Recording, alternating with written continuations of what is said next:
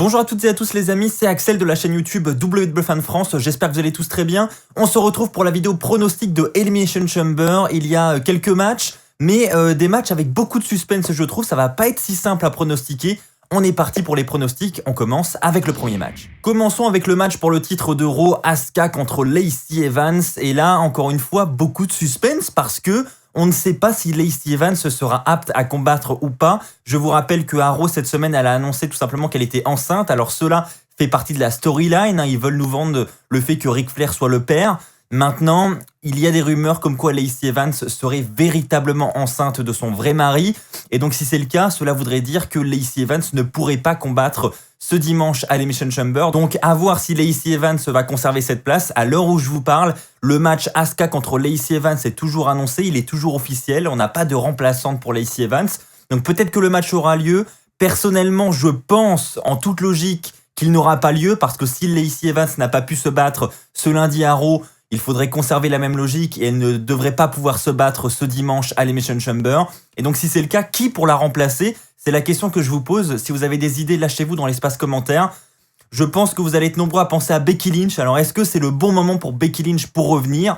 Peut-être. Ou est-ce que nous aurons une simple membre du roster comme Peyton Royce par exemple? Ça pourrait être la solution. Lacey Evans ne pouvant pas combattre, elle pourrait envoyer son ami Pay au charbon pour le titre féminin d'Euro. Ça peut être une solution également. Donc je ne sais pas trop comment ça va se goupiller, mais en attendant, on risque d'avoir des surprises aussi du côté du titre féminin. C'est plutôt cool, je trouve. En ce qui concerne mon pronostic, il va aller vers Asuka tout de même. Je veux dire que Asuka va conserver son titre, peu importe contre qui elle le défend. Je la vois vraiment bien championne à WrestleMania et je pense qu'elle va enfin se rediriger vers cette carte en solo. Elle va enfin pouvoir regagner du temps d'antenne, apparaître chaque semaine à Raw dans des segments assez importants, des segments où elle est en rivalité avec quelqu'un, parce que là, pour l'instant, à cause de la rivalité entre Charlotte Flair et Lacey Evans, Asuka a totalement été mis de côté et ça, c'est vraiment dommage. Les amis, parlons maintenant du match pour le titre des États-Unis, match triple menace avec le champion Bobby Lashley, Riddle et Keith Lee.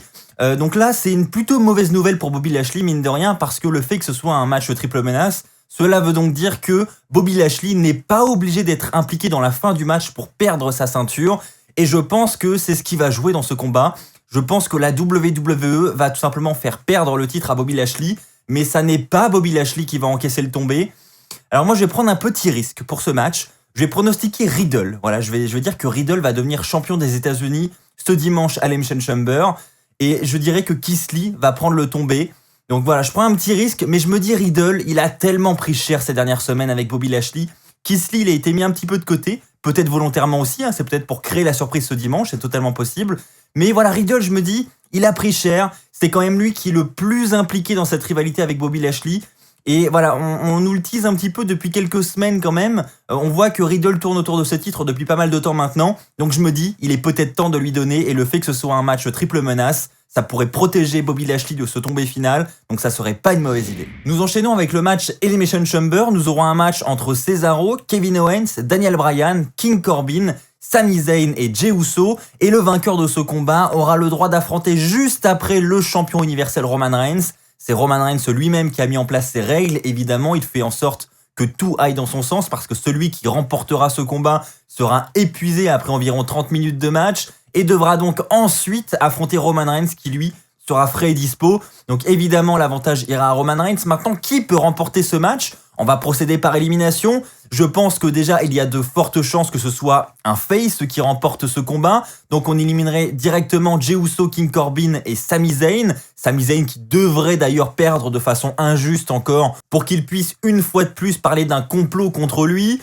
Et donc il nous reste 3 hommes, il nous reste Kevin Owens, Daniel Bryan et Cesaro. Kevin Owens, on a eu une longue rivalité avec Roman Reigns et je trouve que ça serait peut-être dommage de le remettre une fois de plus face à Roman Reigns à Elimination Chamber. Je pense que les gens ont envie de voir quelque chose de nouveau. Ensuite, il nous reste Daniel Bryan et Cesaro. Et là, honnêtement, je trouve que c'est très serré entre les deux. Je vais dire Cesaro, pourquoi? Parce qu'on a pu voir Cesaro et Daniel Bryan s'affronter d'ailleurs ces dernières semaines. C'est Cesaro qui a pris l'avantage. Cesaro qui, depuis plusieurs semaines, monte vraiment vers les sommets de SmackDown. Et je me dis, et si on pouvait aller jusqu'à une victoire à Elimination Chamber pour Cesaro, ça serait énorme. Donc je vais y croire, je vais dire Cesaro. Daniel Bryan, ça serait possible aussi. On vous rappelle qu'il était dans les favoris pour remporter le Rumble cette année. Donc la WWE avait vraiment envie de faire un match Daniel Bryan contre Roman Reigns. Ça n'est pas arrivé et je me dis, voilà, j'ai plus l'impression que les officiels sont derrière Cesaro en ce moment que Daniel Bryan. Mais une victoire de Bryan n'est pas exclure non plus selon moi. Mais je vais quand même pronostiquer Cesaro. N'hésitez pas vous aussi les amis à partager votre prono dans les commentaires. C'est un match assez difficile à pronostiquer aussi mine de rien. Et rien que pour ça, je trouve que c'est une excellente idée d'avoir retiré Roman Reigns de ce match et de faire de ce match un match challenger numéro 1. Certes, pour le match qui va suivre, il n'y a pas beaucoup de suspense. Mais en ce qui concerne le vainqueur de son combat, là il y en a et c'est ce qu'on aime dans ce genre de stipulation. Je vais donc partir dans l'éventualité que nous avons un Cesaro contre Roman Reigns juste après. Et si c'est le cas, eh bien pour moi, il n'y a aucun doute, ce sera une victoire de Roman Reigns. Bien évidemment, Roman Reigns ne va pas perdre le titre universel à quelques semaines de WrestleMania. La WWE a toujours envie de faire ce match Edge contre Roman Reigns. Donc ça passera forcément par une victoire de Roman Reigns juste après, peu importe qui remportera l'Elimination Chamber. Et enfin les amis, terminons avec l'Elimination Chamber match pour le titre de la WWE à Raw. On aura un match entre Drew McIntyre, le champion, Sheamus, Kofi Kingston, AJ Styles, Randy Orton et Jeff Hardy. Donc on a une belle brochette de champions de la WWE, d'anciens champions de la WWE dans ce match. Ça risque d'être exceptionnel. Ce match, il a vraiment de la gueule. C'est bien raconté en plus de ça parce que on a Drew McIntyre et Sheamus qui sont vraiment en rivalité et ça commence à être très intense entre les deux. On a AJ Styles qui lui aussi essaye tant bien que mal de se rapprocher de ce titre. On a Randy Orton et toute la psychologie qu'il y a autour de lui, autour de The Fiend. Voilà, on sait que il va se passer quelque chose sûrement à l'Elimination Chamber pour Randy Orton. Il risque encore une fois d'être perturbé à cause d'une intervention d'Alexa Bliss ou peut-être du nouveau personnage de The Fiend. On ne sait pas, mais en tout cas voilà, il y a beaucoup de questions qui se posent autour de Randy Orton. On a Kofi Kingston qui a été rajouté à la dernière minute parce que The Miz a déclaré forfait de ce match. Il s'est retiré volontairement parce qu'il juge qu'il a la mallette et que pour lui c'est plus intéressant de ne pas participer au match pour être frais et dispo pour encaisser la mallette après le combat si besoin. Et je trouve que c'est une excellente idée. Encore une fois, c'est l'opportuniste ultime. Il prend un petit peu la place de Edge là-dessus, notre ami le Miz, mais c'est très intelligent. Donc voilà, tout ça pour dire que c'est extrêmement bien raconté et c'est un match où vraiment on peut avoir beaucoup de hype et je pense qu'on aura en plus de ça de très bons spots dans ce match. J'ai vraiment hâte de le regarder personnellement, c'est pour moi le match qui doit faire le main event de la soirée. J'espère qu'ils vont prioriser ce match en main event plutôt que le match du côté de SmackDown, ça reste mon avis perso. N'hésitez pas à me dire si vous êtes d'accord dans les commentaires. Maintenant, je dois vous donner un prono et là, c'est extrêmement difficile. On va procéder par élimination. Je pense que Jeff Hardy, ça va être compliqué. Kofi Kingston aussi.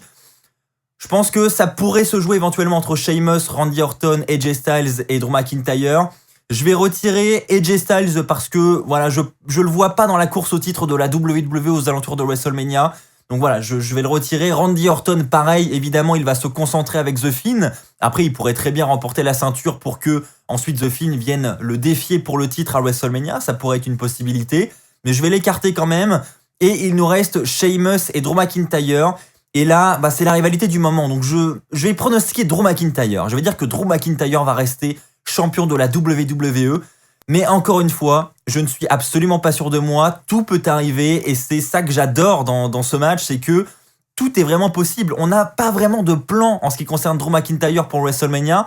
On n'a pas de plan non plus pour le titre de la WWE de manière générale. Donc tout est possible. On ne sait pas ce que la WWE va prévoir. Elle pourrait très bien décider à la dernière minute de retirer le titre pour nous offrir un match auquel on ne s'attend absolument pas. Donc voilà, tout est possible et c'est une excellente nouvelle. Voilà les amis, c'est ainsi que s'achève cette vidéo pronostic. Je pense que nous assisterons à un très bon pay-per-view du côté de Elimination Chamber. La carte est vraiment solide.